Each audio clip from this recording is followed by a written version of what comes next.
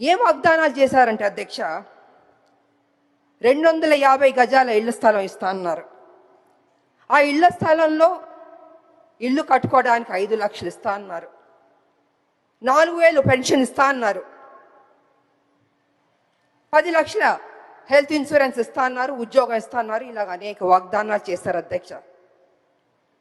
నాకు నిజంగా చాలా సంతోషం అనిపించింది అధ్యక్ష. కానీ ఏమైందంటే అధ్యక్ష, అధికారంలోకి వచ్చింది కాంగ్రెస్, అన్నీ జరిగిపోయినాయి అధ్యక్ష. చూస్తూ చూస్తూ 2 సంవత్సరాలు అయిపోయింది అధ్యక్ష. ఇంతవరకు మా ఉద్యమకారులకి మా ప్రభుత్వం ఇవ్వలేదు అధ్యక్ష.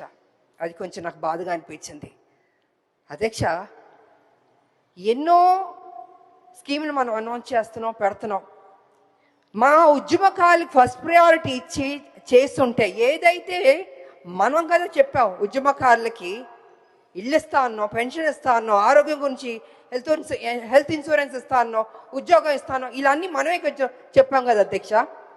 అవన్నీ చేస్తుంటే ఆన్ టైంకి ఫస్ట్ ప్రయారిటీ ఇచ్చి ముందే చేస్తుంటే గౌరవంగా ఉండేది అధ్యక్ష.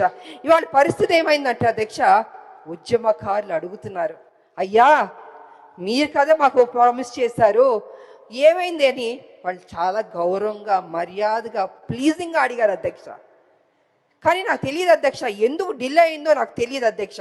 ఇవాళ కమిటీ వేస్తానని కూడా అని చెప్పారు. నా ఉద్దేశంలో అయితే అధ్యక్ష, కమిటీ అన్నది కొంచెం డిలే అవుతుంది అధ్యక్ష. ఇప్పటికే 2 ఏళ్ళు అయిపోయింది, 2 ఏళ్ళు పైన అయిపోయింది మా ప్రభుత్వం వచ్చి, కాంగ్రెస్ ప్రభుత్వం. తొందరగా వాళ్ళకి ఏం మనం వాగ్దానం చేస్తే బాగుంటుందని అధ్యక్ష.